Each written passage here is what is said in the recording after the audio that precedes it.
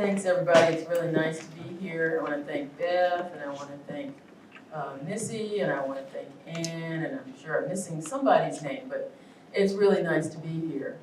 I'm going to talk a little bit about my background, and I've selected a few pieces from the show to give you a little bit more in-depth information about.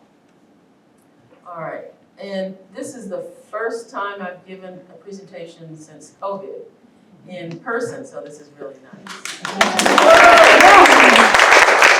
did a lot of them online, virtually, but it's really nice to be with actual people. All right, so since about 1998, I've been on this quest to find connections between quilting. On the left, you see a sewing bee, and you see an example of a quilt, and connections between what I do as an architect. So what you see on the right is Frank Lloyd Wright with some of his disciples, and then there's an image of a building, which reminds me of the quilt, just in terms of how it's organized. So I learned to sew in the early 60s. I was born in Alabama. My dad was a chemist, and because of the company that he worked for, we moved several times over the course of my growing up years. So we moved to Niagara Falls, New York for a few years. I grew up actually in West Haven, Connecticut. Every summer, we would go back to Alabama, to North Alabama, to Tuscumbia, Alabama, which is the birthplace of Helen Keller, and Sheffield. My mother was from Tuscumbia, and my father was from Sheffield. And so the woman that you see on the screen is my maternal grandmother. Mama Steele, we called her that, and people in the community called her Sister Larcy. And she taught me how to sew. And from then on, I started with Barbie doll clothes. And I'm the eldest of 4 girls, and I made clothes for my sisters and myself. And I didn't like to use patterns, and so it was a little experimental, but they put up with it. I had fun with it. So there's a picture of my grandmother as a young girl, and then her in her 80s. And my maternal grandmother and grandfather, they both worked full-time, but fortunately there was a cousin, they called her Cousin Hattie. She lived with the family, and she kept house and kept things running while they were at work. And she was an avid quilter. She must have made over 100 quilts or so. And she would piece in the winter, and she would quilt in the summer. And when she passed, the quilts were distributed to many of the family members, and I have a few at home, and I have one that I sleep in this time of year when it gets cold. Put it on top of the bed. So I like to think that the DNA from both of these women is what kind of propelled me into working with thread and sewing machine and needle and so forth. I graduated with a degree in architecture, and I worked in practice for a good almost 20 years. And I moved to Tallahassee after living in St. Louis, going to grad school there. My family had moved from West Haven to Tallahassee when I was in college, and so I wanted to be with the family. And I worked in private practice in St. Louis as well as Tallahassee, and I had the opportunity to teach at one point. And this was when I had remarried, we had a family, and when you work in practice, sometimes you work 10 hours a day, 7 days a week, and it got to be a lot. So when I was presented with the opportunity to teach, I wasn't sure, so I taught and I worked in practice. I did 4 hours at the office and 4 hours teaching, and I discovered right away that it was something that I really enjoyed doing. And I taught for 26 years at Florida A&M University. It's a historically Black college and university, and it is, yes, we have some Raptors in the house. And I was really fortunate to have worked with kids from all over the world, different religions, different races, And so you see an example of the variety of students that we had. And they were really, they really helped each other, you know, they were very supportive of each other. And many of them have now gone out into the working world and they're registered architects. And on the right, you see Bob. People don't call him Bobby. That's my husband. He is an architect as well. He was the campus architect for more than a decade at FAMU, and he moved over to teaching in the same department, and we worked together for probably about 20 years or so. This is my studio. We combined 2 bedrooms. It's a nice space. It's not terribly big, but I enjoy spending a lot of my retired time there. So you might ask, how did an architect get involved in quilting? Well, 2 years into teaching architecture, I read this magazine called the Journal of Architectural Education. And in it, a professor of architecture had her students study traditional quilt blocks. And they became diagrams, which became spaces, which became rooms, which became 3-dimensional, and it became a quilt museum. And at the time I was teaching beginning design, and you have a lot of leeway in terms of how you deliver course material. And so I started to develop some projects for my students to do that taught them about color and pattern and shape and form and how things are organized and so on. And after doing this for a while, I did it in freshmen, and I kind of started doing it with sophomores, juniors, changing it and kind of developing it. I taught the grad program. Had a lot of students who were interested in making connections between cloth or fashion or weaving in architecture, and I would generally be the person who was the chair. But before that, after teaching and being interested in this for 2 years, my husband said, well, you know, you don't know how to quilt, do you? I said, no, I don't. And so I immediately found a 6-week class at the local community college, and I learned how to quilt. And I made a sampler quilt. That's what you see on the left. It was my very first quilt, all by hand. And I used traditional quilt blocks. And I remember asking the teacher if I could do my own thing, and she said, no, you can't. And I thought, well, I tell my students they have to learn how to do things correctly before you can, you know, call yourself quote unquote original. And so I did exactly what she said. And I knew immediately that I wanted to express myself architecturally, but I didn't know how. At that point in time, what I had in my arsenal were traditional quilt making techniques. And so the piece on the right is my second quilt I made, and it was inspired by me looking out of the window and seeing a crop circle. And I just said, well, what can I do with how I know how to work with this material? How can I create a sense of what I saw? And so, you know, this was all right, but I soon realized, you know, that I don't like to be exact. I don't like, I can, you know, architects are supposed to be exact. But I wanted to have my freedom, and so I learned a technique called fabric collage, and it involves fusing, you can layer on top of other fabric, and it gave me a lot of freedom in terms of my work. And so you'll see the work in the gallery is not, it has some traditional quilt making techniques, but a lot of them are some more contemporary techniques, like collage, like mixed media, and also there's laser cutting that I do with my work. This is the large piece that you see in exhibit. It was a commissioned piece. It was commissioned by Jack Walsh. He's from Watkins Glen. And his family has lived there since before the Revolutionary War.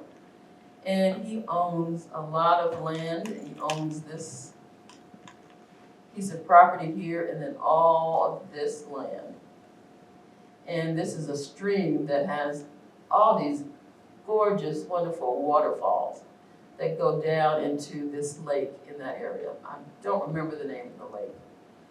But when I did this piece, I had started to work with my students using what's called the Beaux-Arts Analytique, and it dates back to the mid-1800s.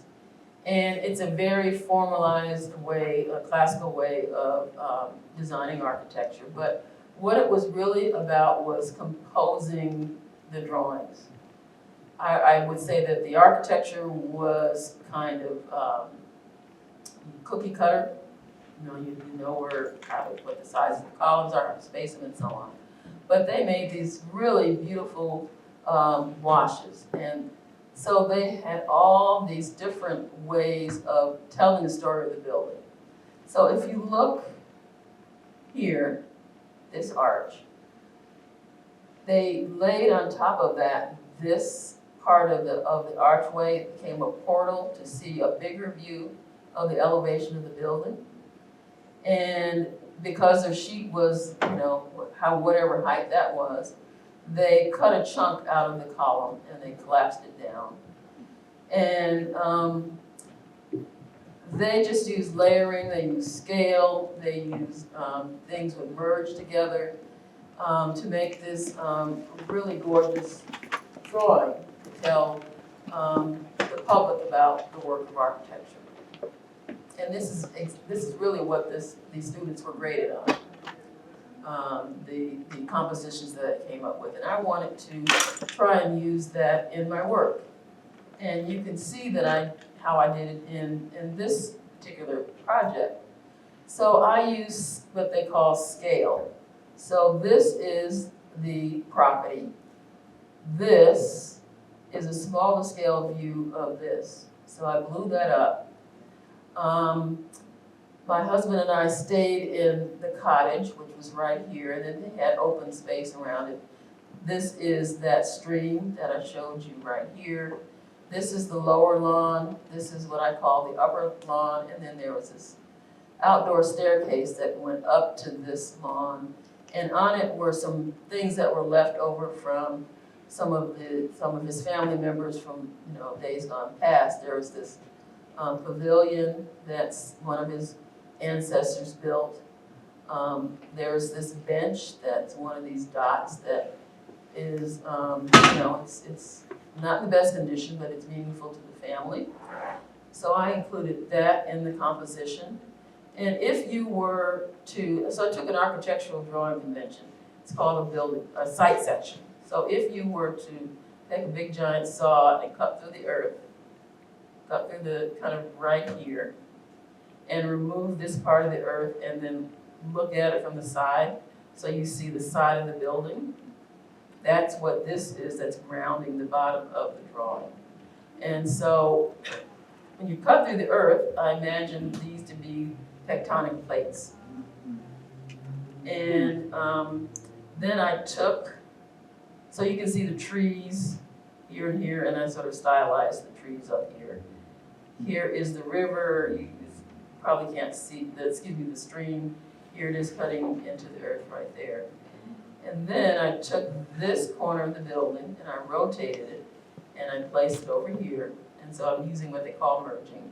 So this is the strata of the earth. It merges into becoming the corner of the building right here. And this is the porch, which is that porch, which wraps around, and then that is the stair. And then this is a portion of the cottage, and that's Jack, right here. And so this is the pavilion down here, which is there. So they all kind of line up. And then I took a larger view of the pavilion, and I placed it over here because I need something to anchor it. And then I chose not to render this lake as a lake. It is rendered so it's a little ambiguous. It could be water, but really it's the sky to kind of balance off the sky on this side. And so this is a triptych. I had a sabbatical that the university gave me, and I used it to work on this piece. And it was interesting. I worked on it like I was an architect. Jack was my client. I did sketches. He approved them. It was really an extremely studied piece that I worked on. This was done back in 2010. And I haven't seen this for maybe up to a decade. So the next pieces in the exhibit are my way of trying to tie together kind of analog or old school ways of making art. So this is just a painting with technology. And so I've combined kind of hand making processes with digital processes. And I need someone to press the button. So this is the laser cutter that I had at school, the $30,000 laser cutter machine, and I taught myself how to cut various fabrics. And so it's got this box, it's got a beam of light that comes out and it goes across the surface. You send what's called a vector file to the computer, and then it does all this beautiful cutting. And I really recognize the kind of the lace-like quality of the map lines, and that sort of spurred me on to develop some of the work that you see out in the gallery. And when I retired, I didn't have access to the laser cutter at school, so I bought what's called a home laser cutter. You've probably seen the commercials for Glowforge. And so it's about the size of this top of this podium, and so I've got that at home to play around with. And so I'm thinking it's going to change my work because it doesn't cut pieces as large, so I'm going to have to figure out where that takes me. So when I started to test the fabric, what I first tested was paper. I gradually gave myself permission to actually try the fabric.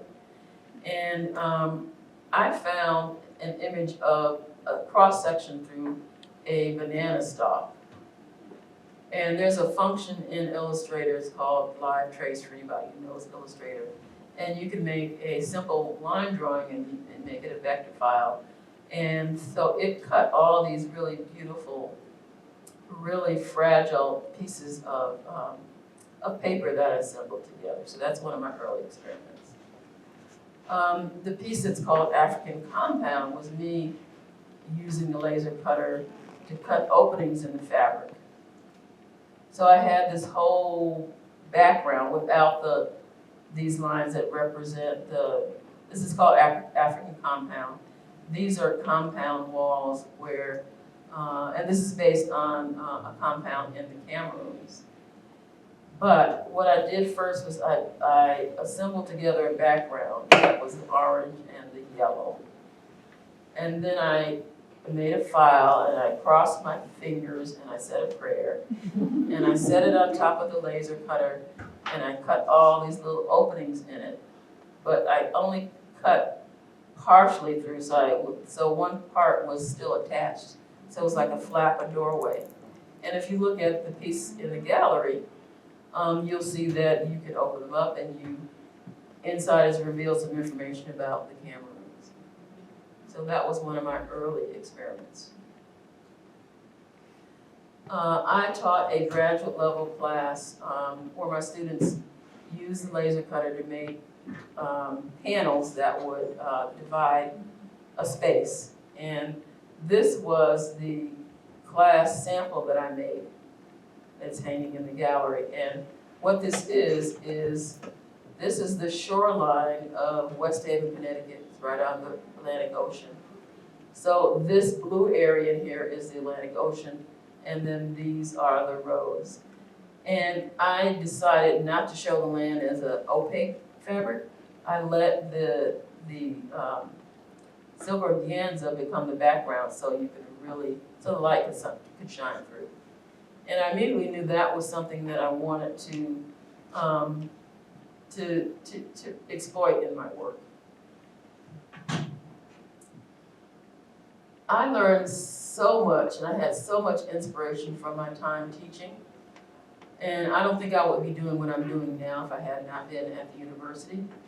And so one semester, there was a student who wanted to study how he could use historical principles of collage, used those principles to design a work of architecture for his thesis. Well, I would say that his thesis project was okay. But I found those principles something that I thought was really intriguing. And there are two principles that he studied. It was something called Recontextualization. And that's where you take something that doesn't belong and you insert it into a different context. So here's this woman on a street, probably in New York, and she's vacuuming up the cars or the street. And then it's juxtaposition of scale, so she's really big, and she's kind of juxtaposed with the really tall skyscrapers. And so I use those things to do some of the pieces that you see in the gallery. And so I decided to use collage to collage together maps of different places to make a new environment. And also I collage together, so I think of the drawings that architects do as maps. Construction drawings are maps. And so I thought that was something that I could incorporate into the whole collage as well. And so this is Key West. And because the composition needed something on this side, I found Cape Canaveral. Then I found this man-made island in Qatar. And then these are loosely drawn architectural floor plans that I just sort of made up. And they all exist in this overall composition. And I really like the interaction of the light and shadow against the wall. And that's something I really want to get back to with the first work that I did, where you could see the light shining through. So this is one of the early collages, experiments I did, working this out. Then there's a diptych. There's two panel pieces that are in the bigger space, and it's using principles of collage. And this is Victoria Harbor in Hong Kong, and I took this map, and I apologize. I believe this is upside down. But I also had some floor plans that I created, and I juxtaposed them in the piece, and the architectural plans became islands, which became bridges, a bridge across the different land, across the water, connecting the land. And so that's what you see in this piece. And so these do not exist in that place, but they're all collaged together as one big idea. This is in process. And then finally, there's a piece that you see, a small piece that is making a social commentary, and sometimes I do that in my work.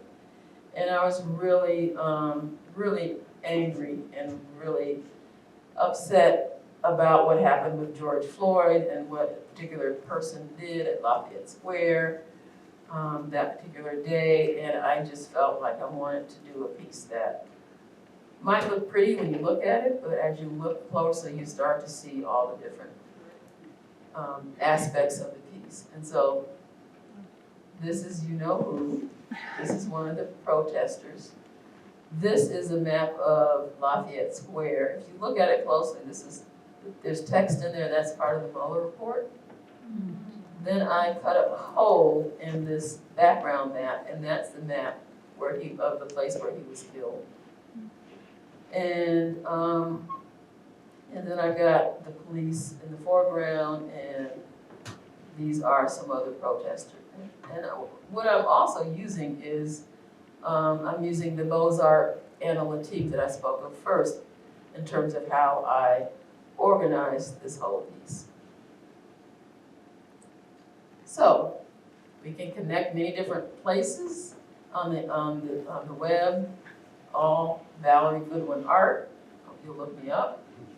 I've got some events coming up. I'll have a workshop at Quilting by the Lake next summer. called Light and Lacy. I've got a lecture that I'm giving, and I think Empire Quilters is, here. And I'm pretty sure that if you contact them, they'll let you join their Zoom meeting, and I'll be giving a longer lecture for them. And I'm doing a virtual class called Nap Haiku with Craft Napa in the first part of January. And I have a workshop. It's on demand. You just pay a small fee. You have access to videos, and you get a copy of my book, an e-book. A copy of my book comes with the class. So I want to thank you all for listening. And thank you.